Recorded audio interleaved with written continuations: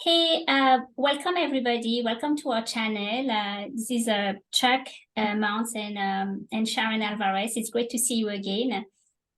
So today we're going to pursue the topic we started about 2 weeks ago about career development, career transition, and also a little bit about the layoffs.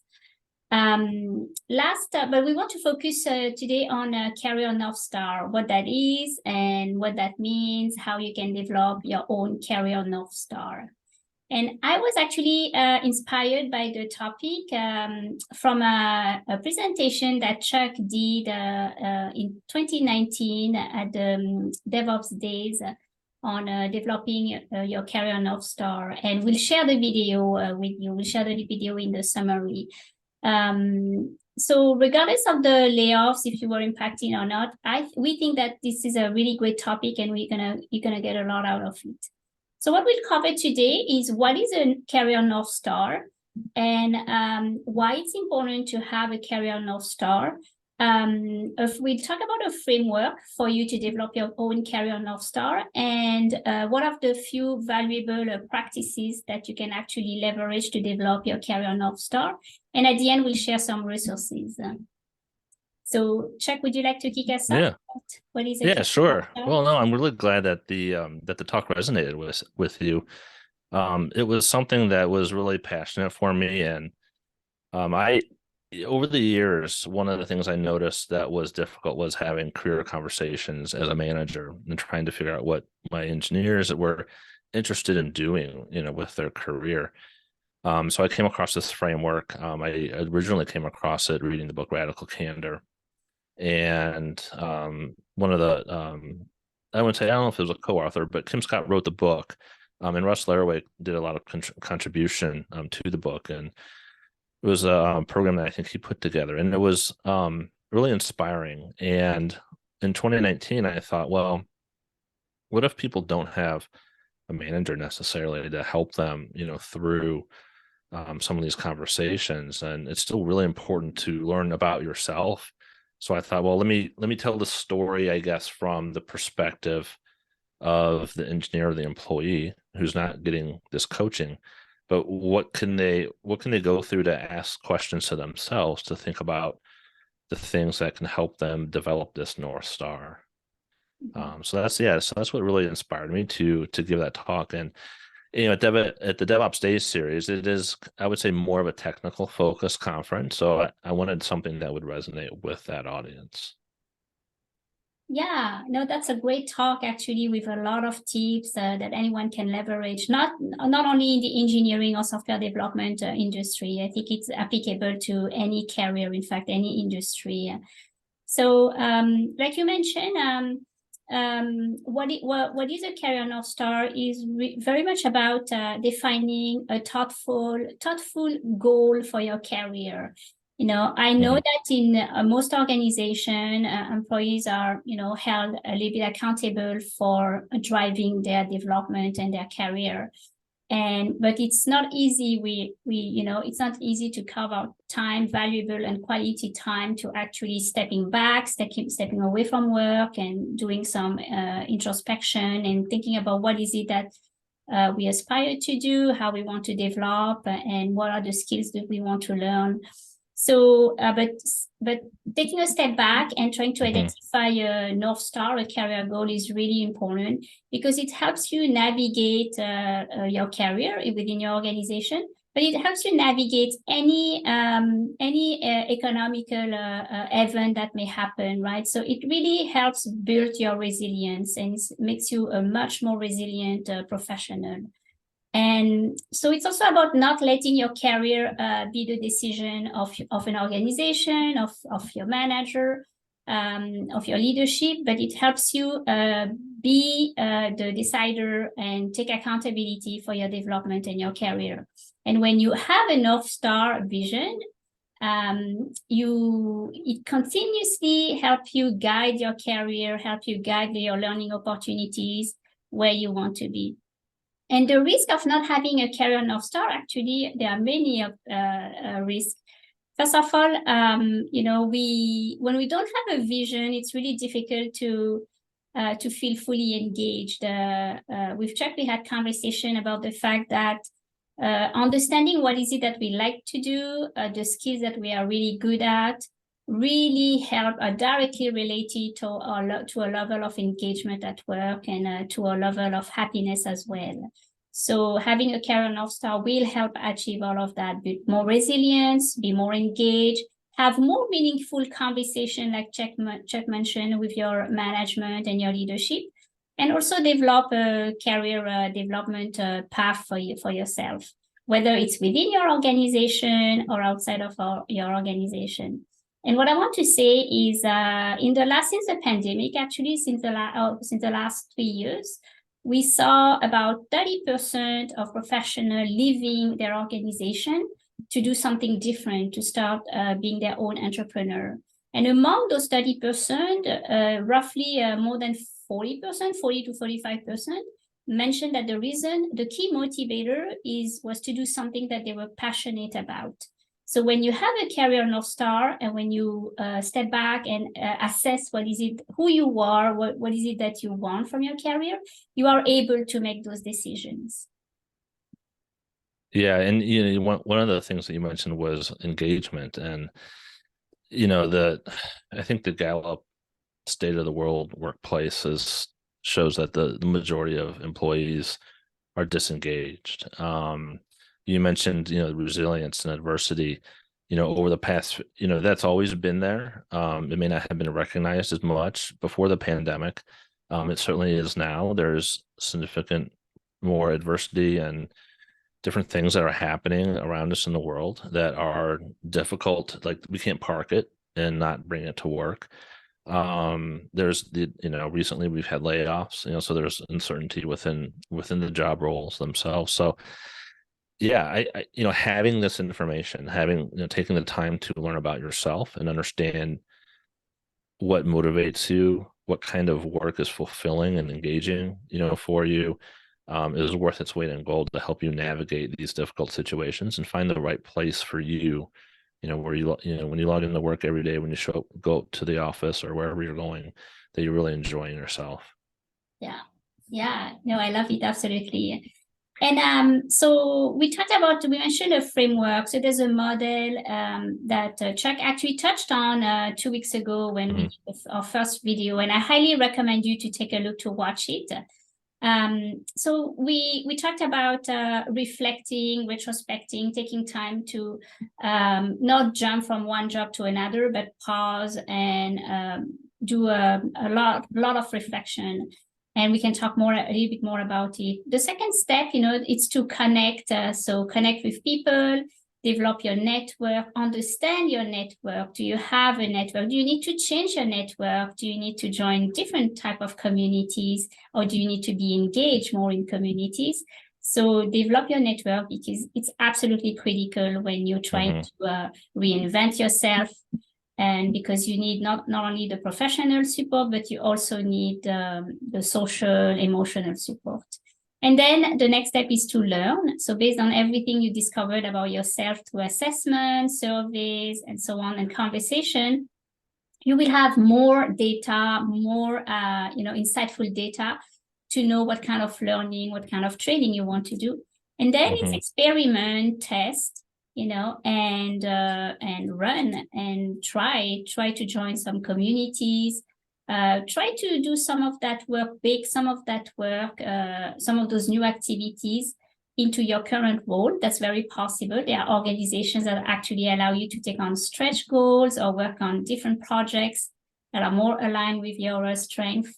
And then get continuous feedback. So when we do an assessment, when we reflect on who we are and what are our strengths or passion, I think unfortunately we tend to do that once in a while and very rarely, but it's really something that we should bake into our continuous career. I think it's important to reassess how we're doing on a regular basis and working a little bit in an agile fashion, right? It's retrospect, connect, learn, test, and retrospect again, and reassess again. Yeah, I really love how that connects. There's that connection between experimental kind of like product design and like within the Agile space, like you just mentioned, and then, also just applying that to your own, career development. I know I can speak, I've mostly been in the tech industry, but there's so many different jobs and opportunities. There's the career ladder is not what it used to be, right? And if you can sort of visualize this, I think I used a slide like this in my presentation in 2019, but the career is a little bit more like a climbing wall, right? And so there's, for those folks that are familiar with climbing, but they talk about it with routes, right? And you're still trying to get up. You're still trying to move forward in your career. Maybe that's, getting more responsibilities. Maybe it is getting those promotions, a little bit of both. But sometimes you have to, that route isn't a direct path like the ladder. You got to go sideways and kind of move around a little bit. And so there's a lot of opportunity within the tech space. There's a lot of opportunity to experiment, which I think is terrific. Yeah. Yeah. And there's a lot of parallels, I think, to what, with the method that you talked about also. Well, actually, before we get into that, I'd like to touch on the networking aspect of things and just, add in a couple of additions to what you mentioned. The mentoring aspect. There's some terrific mentoring programs out there. Some of them are probably within your company. You might want to check around. Don't if there isn't one, I encourage people to suggest it. Work with your HR team to build one. And there's also mentoring within the professional communities. Some of the ones that you just mentioned, and I know that you and I met at the and we're probably going to say this several times in our podcast for our audiences, but we met at the DevOps Enterprise Summit, and that's been the DevOps community has been a dear place for me. Whenever I've reached out to have conversations with people, everyone's been accommodating. People have pointed me to different folks to have a mentoring relationship with. So when you're in these communities and you see someone doing something that you would like to do, reach out, ask them. All they can do is say no, and they may not have time, but they may refer you to someone else. Another terrific place is employee resource groups within your organization as well. Yeah. Yeah, absolutely. I love it, Chuck. You're absolutely right. There are opportunities for coaching and mentoring within our own organizations. In my organization, for example, we have had and still have access to Better Up. So it's a coaching organization. There's also, I reach out to allies. I reach out to leaders in engineering, and I really ask them candidly if we could have a mentoring relationship. Mm-hmm. So that's also something to consider. And there's also community of practices. There's a lot of community around Slack, and where you can share, your questions, ideas. And it's great, actually. I haven't thought about it, but it would be great to have a career development Slack channel where people can actually share, ideas about what do they do, what can we do to grow in our career. Yeah, that'd be terrific. The other item I was thinking about, and we were, you were talking about that sort of experimental pathway. I think that still aligns very much with some of the things that I picked up in the Radical Candor book, where they talk about essentially what you're doing is looking at hindsight, and then you're trying to create foresight, and then how does that come together to help you build out action to where you want to go. And some of that information also comes from a book, Watch Them Grow or Watch Them Go, by Beverly Kay. And that's where I sort of put the dots together about how these were kind of really good coaching conversations, and in turn, introspective questions, right? So there's no reason why you can't ask yourself some of these questions, to think about your life story, to think about the different things that you do as you go through life, and different activities and jobs and decisions that you make, and try to understand why you made some of those decisions, what kind of values, align with those, and strengths that you have. What's the vision of where you want to go? Where do you see yourself at the pinnacle of your career? And then, and then translating that into like what you were talking about before. Now we need to learn, right? We need to connect. We need to try new things, right? Whether it's on the job or maybe looking for a different position and see how things go. Yeah. Yeah. So I love that question. Where do you see yourself at the pinnacle of your career? So those are really valuable questions. There's a series of questions, and you have an opportunity to see some of them in Chuck's presentation, in fact. But that can be part of your reflection phase. Asking yourself open questions and hard questions as well, such as, where do you see yourself at the pinnacle of your career? What does that look like? What does a happy day, what does a successful and happy day looks like at that pinnacle of your career? And then if you could work on anything without time restriction, what would that be? For example, it's another question. What industries and what products excite you? And and also when do you get out of bed every day? What are your motivation? What are you passionate about? So last time when we met, we talked about different surveys, assessment, and skill assessment that you can take, or even the career value workshop that you can do. So please check our video when you'll see a lot of different references. So I picked my you can hear my dog. Oh, yeah, I can. That's okay. My dog was barking too.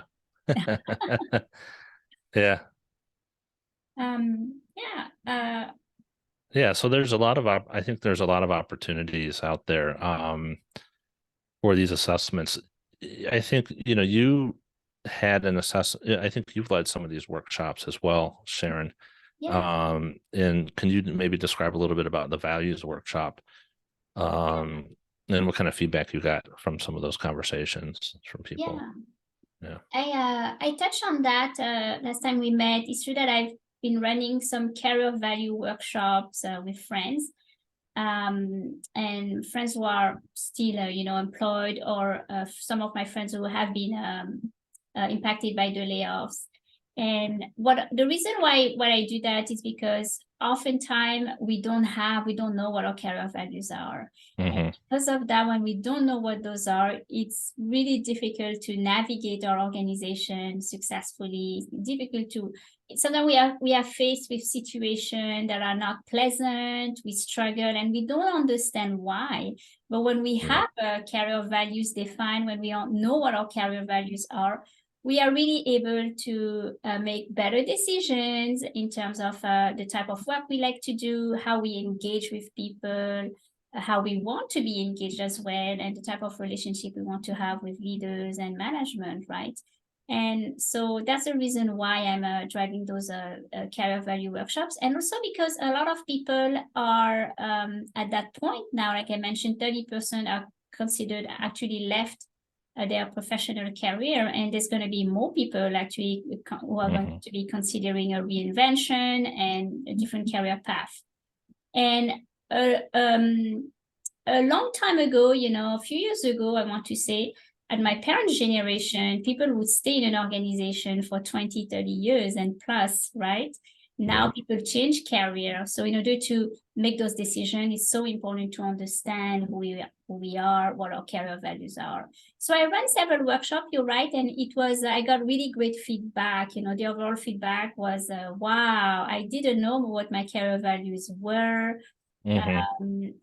Somebody said that they thought that compensation was their highest career value. It was important for them. But after we ran the workshop, they realized it was actually the least important value.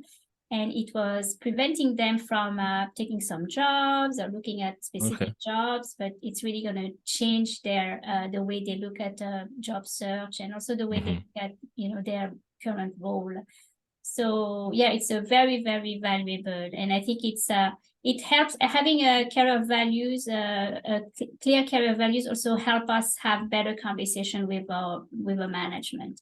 And what I recommend is to tape it on your desk and look at them every day, so that when you feel happy, you know that you're in alignment with your career values. And when you don't have great days, reflect on those days and on your career values. No, I think that's terrific. I think, I thought about that earlier in the conversation, and I'm glad you brought it up. It is a great communication tool, right? And, the one thing I learned in my journey to move from engineering into leadership was like I applied for a management role, and the feedback I got was they didn't know like that I was interested in doing that. Right, it didn't come up in skip level conversations, or there were really no career conversations. It was like, I don't know, 2007 or something like that. So yeah, if they don't know, they don't know, right? And so it's really good to have that in your back pocket. It's, I think we've all heard the phrase the elevator speech. You stop in the elevator and there's someone there you want to relay something to that's very important, and you've got like 30 seconds. This is a little more than that, but it's kind of like the same thing. It helps open the door to the conversation. And if you can represent yourself to show that you put the time in, it's gonna, I think, go a long way in those conversations. Yeah, Yeah. Absolutely. Yeah. So we talked about as a summary conclusion, we talked a little bit about reevaluating your purpose, your career North Star, what you're passionate about, your strength and your career values. We talked a little bit about the reason for doing that. It's actually to make sure you're making the right decision and you're identifying the right career path, the right job, the right role for you, and also the right task that you're going to be doing every day. We spend 40 plus hours at work. So you want to take ownership of that and then make sure that you enjoy being at work. And then we talked about several books, actually. So we put those reference in the description of the video, but we mentioned Radical Candor, Watch Them Grow, or Watch Them Go. Watch Them Go. There's another book which is Wrong Fit, Right Fit, which is a wonderful book to read, and that will give you a lot of information about how to assess if the company is the right for you. And when they win, you win. When they win, you win as well. It's a fantastic book as well. And we talked about the importance of coaching, mentoring, and finding allies, in your own organization and outside of your organization as well. If you are looking for jobs, join communities, reach out to professionals. There's even a mentoring program on LinkedIn. So this is a really important thing to do. Reach out to Chuck and I would be happy to have conversation with you.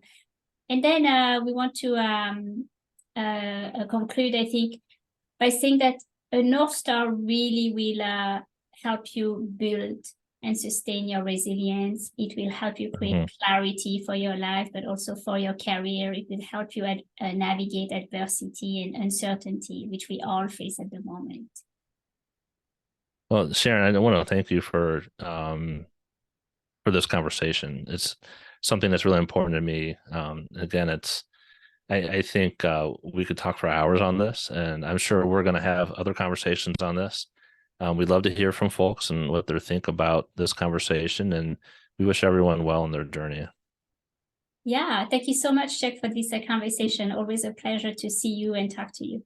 Thank you. Take care, Shaaron. Thank you. Bye.